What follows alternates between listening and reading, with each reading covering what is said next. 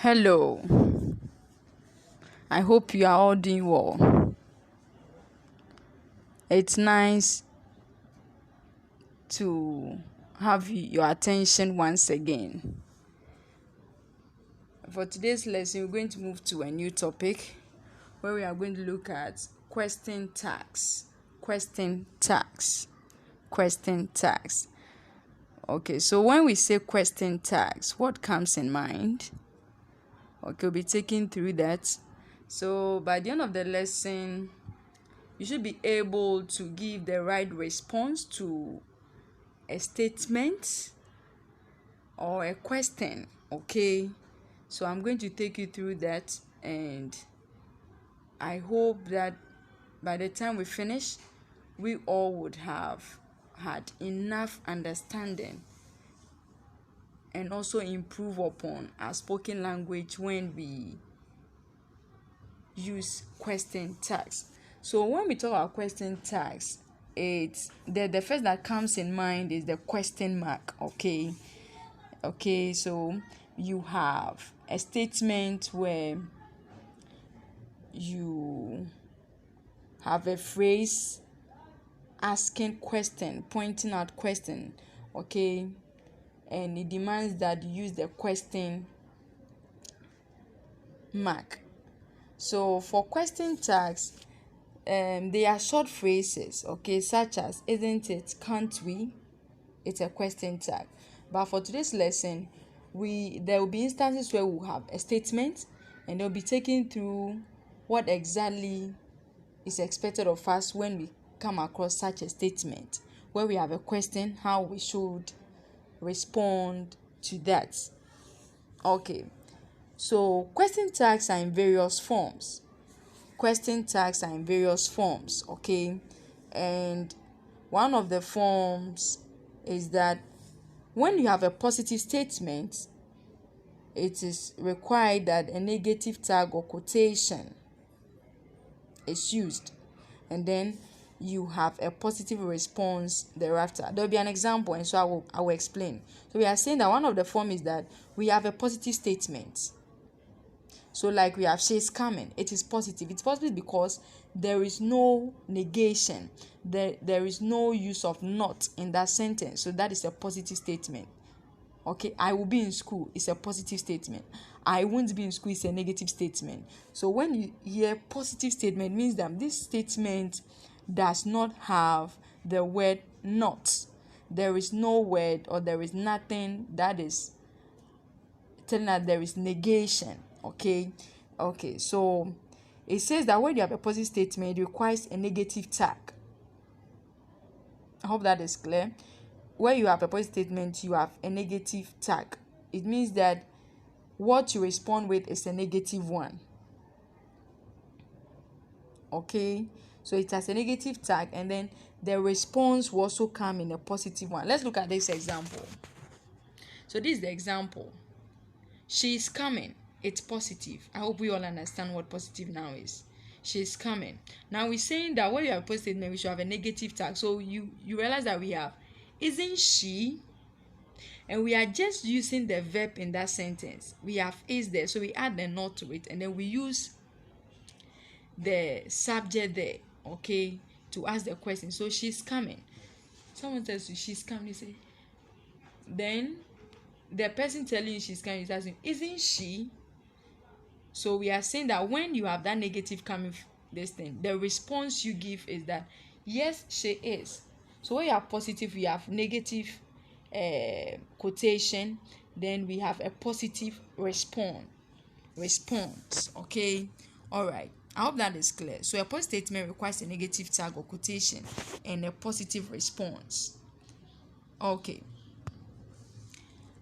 then let's look at the second aspect or the second form. When a negative statement is made, a positive tag or quotation is required and a negative response is given.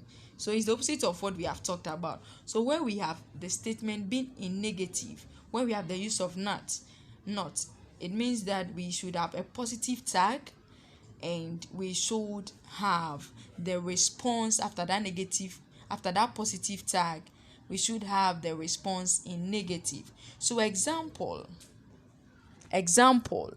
she is not coming. This statement, is it positive or is negative? Is the statement here positive or negative? Very good. It is negative. And what makes it negative here? The use of the not there makes it negative. So we are saying that the quotation that follows after that negative statement is positive. So we have she is. She's not coming. She is. Okay, so that is positive.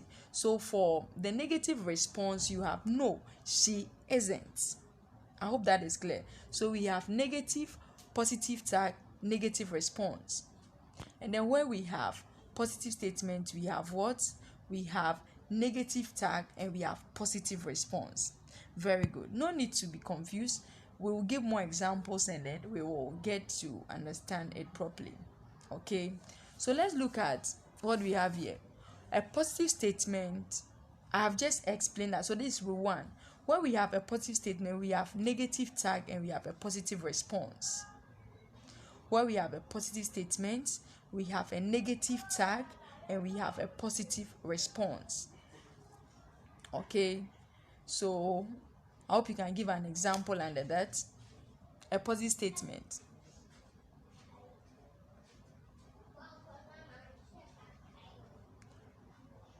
Okay, so she will visit. It's positive. She will visit.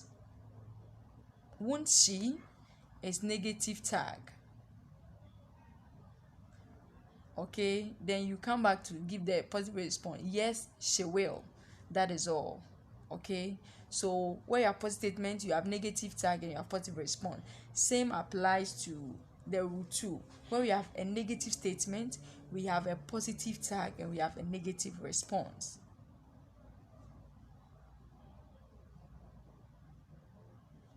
Okay, so we'll just use the example I gave again. This one, the negative will be she won't come or she will not come. So she won't come. It's a negative statement. So we should have a positive tag.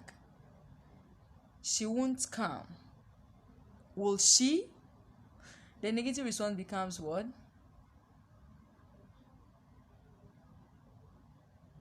No, she won't. I hope that is clear. Yes. So you just identify the verb used in the statement and then use that same verb throughout the process. Okay. Then rule 3 says that there are times where we have auxiliaries. Okay, not auxiliary verb, we have helping verbs. Okay, we have auxiliaries, we have modals used, and then we have pronouns.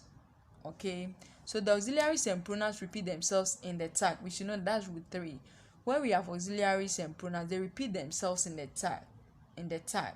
Example, I can do it. So we have what? Can't I? We have used the can again, and we have also repeated the pronoun. Can't I? I hope that is clear. So here we have a positive statement. It will go for a negative response. I can do it. Can't I? Very good. Now let's go to rule 4. Rule 4 says that other verbs use do, does, did in the negative interrogative. Okay, other verbs use do, does, did in the negative interrogative. So let's look at it this way. It means that where there are times you are given a statement, and for that statement you don't have any verb in it. Okay, so if you don't have any verb, these are the verbs you use. So we use do, we use does, we use did, depending on the tense of the sentence given. So example, he teaches me. He teaches me. Okay, so because this is positive, we will bear in mind the tense of the sentence, the tense of the verb in the sentence. So we have the simple present tense, we have the verb there to be teachers. So we'll go for does, and because it is positive, we'll add not to. So we have doesn't he? He teaches me. Doesn't he? So she laughs football. She loves football. So unlike the first, the rule 3 where we can identify an auxiliary verb there, for these ones we don't identify, and so we are saying that where there is no verb, we use do, does, did, considering the tense of the verb in the sentence. Okay, so she loves football. There is no verb, but we can have doesn't she, okay, because of the use of the verb loves. So we go for the verb does. Bear in mind also the subject of the sentence. It is what? A singular subject. So in case we have they love, okay, they love football. They love football. Then we are going to have what? Don't they? Because in that sentence we have they, and so to go with the verb do. I hope that is clear. Okay. So if the tense of that sentence also changes, where we have he taught me, he taught me, he taught me, we are going to have that to be what? Didn't he? Because in that sentence the verb there has changed to the past tense, so we go for the verb did. I hope that is clear. Excellent. So rule 5 says the statement tag and response must always be in the same verb tense. Keep that. The statement tag and response must always be in the same verb tense. Okay, don't change. Like I just explained, you should know the tense of the verb, and so in giving the response to that, make sure you do not change the tense of the verb in the statement. So let's look at some exception to the rules we have. If the statement is in the form of a question, what happens? Then it is either we have yes plus the positive response or no plus negative response. Listen carefully. If the statement is in the form of a question, then it is either we have yes plus positive response or no plus negative response. So example, did you understand the topic? This is a question to the class. So let's see. Did you understand the topic? So we're going to have people who say that yes, and we're going to have people who say that no. So let's assume that I am asking you, okay, and I asked this question, did you understand the topic? I want to say that yes. So yes, I did. If you did not, no, I didn't. I hope that is clear. Very good. So rather in this one, you have introduced your own personal pronoun because the question is referring to you, and so it's a reflection. So you come back to pick a personal pronoun for that. Okay? You cannot say that yes, you did. No. I am asking you. And so the you there changes to I. Okay? Did you come to school yesterday? Yes, I did. No, I didn't. Okay. So, but for our lesson today, we have looked at question tag. Very interesting. Okay, but we must be careful where we have statements and we are asked to give the right response or the right question tag. Okay, so we have talked about question tag, what it is about. Then we have also looked at the forms it takes. We have also been taken through the rules and then the exceptional rules also. Okay, all right. I believe that with more practice we'll be able to. There is an assignment attached to this lesson just to make sure that you understand the lesson that has been taught. Take your time, read through and do your best. Okay? Nice having this special time with you. I hope to meet you another time. Be safe. Take good care of yourself. Bye-bye.